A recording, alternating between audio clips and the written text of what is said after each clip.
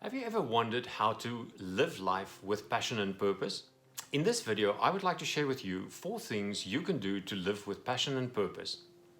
4 things that have supported me on my journey towards living fully with a terminal illness. I'm Jacques, and at One More Marble, I would like to help you discover ways to live an exceptional, passionate, and purposeful life with a terminal illness. Whether you are a patient, a caregiver, a family member, or a friend. If you are new here, make sure to click the like button and subscribe.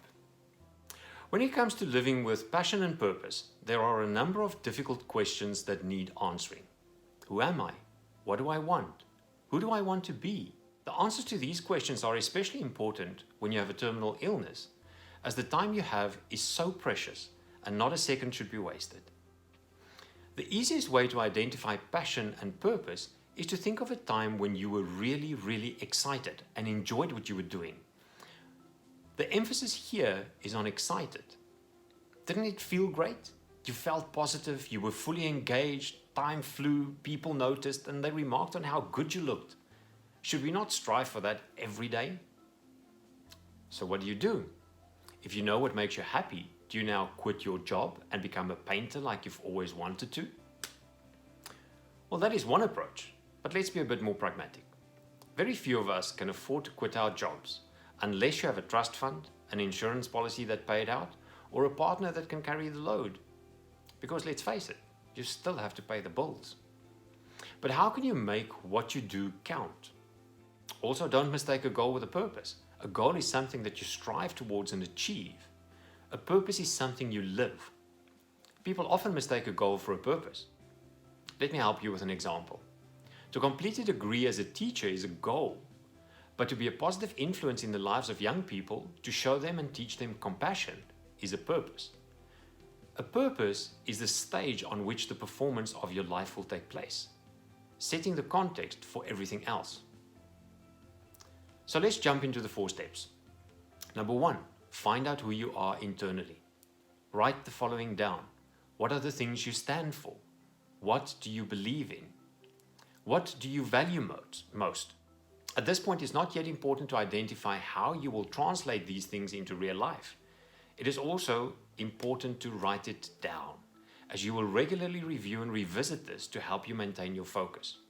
Your internal vision for yourself needs to be something that fills you with passion, something that energizes you, or makes you happy when you think about it.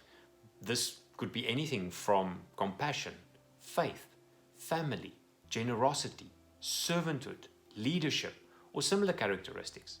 Let's expand on the teacher example. I am compassionate and I wish to better the world by being generous with my time and teach young minds the value of compassion and how it can better the world. Second step. Find out how you can contribute to the world by living what you've identified in step 1. By asking what are your strengths and your talents and how you can share these. Where is your place in the world? What can you give? That is perhaps the biggest mindset shift to make, because we only truly find meaning when we give, not when we take. The teacher I mentioned could be very talented as an actor and can utilize these skills to live his or her purpose. So putting step 1 into practice in step 2, and keeping with the teacher example, one could say, I will use my skills as an actor and a writer to write plays which my students can perform, and so I can share valuable life lessons with them and the community I live in. Your implementation does not always have to be in big things such as putting together plays. It could also be in the little things, such as how do I, as a teacher, weave compassion into my lessons and discussions on ethics with the kids every day. Now here is the important part. Write it down and recite it every day. This might sound silly, but what you put in the universe is what will manifest in your life. In Christianity, the Psalms say that what you speak, you will eat. Buddhism teaches in the Dharmapada that all that we are is a result of what we have thought. In Hinduism, the Upanishad teaches whatever destination and objects of pleasure the man whose mind is free desires, he obtains those destinations and those objects of pleasure. Number 3, plan for how you will implement this. What resources do I need? What support from the people around me do I need? What sacrifices do I need to make? Our compassionate teacher might say, I will work with a local amateur drama group to help with venues, decor, and props. I will involve my family in my decision and get their support for the time I will need to fulfill this vision.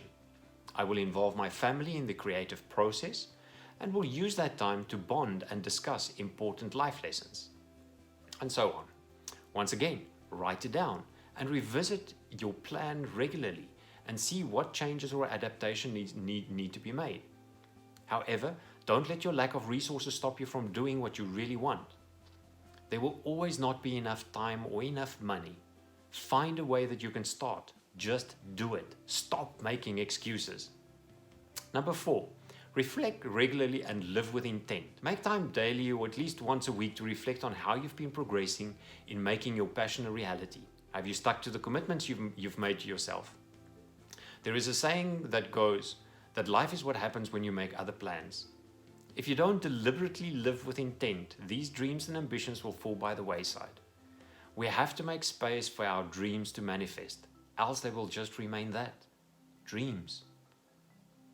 My 2 bonus tips in all of this is, number 1, to be kind towards yourself.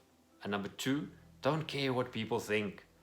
Life and discovering your purpose is a journey. You don't wake up one morning with all the answers. It should be a slow, enjoyable walk with yourself, where you discover all the wonderful sights and sounds around you. When living with the knowledge that you don't have a lot of time left compared to others, some people tend to go into competition with themselves. They have to find their passion and their purpose immediately, and they have to implement the plans in a week's time, before it's all too late. This only leads to frustration and unhappiness. First and foremost, enjoy the walk with yourself on this path. Then the second tip is not to care what people think. This is the biggest cause of unhappiness for many, many people. What will people say? Will I be judged? What happens if people don't like me anymore? All of these questions hold us back from doing what makes us truly happy. As long as you walk your path with love, compassion, and kindness, it will all turn out okay in the end. Trust in yourself and trust in God to lead you. And remember, never give up, stay positive, minimize stress, laugh a lot, love even more. Bye.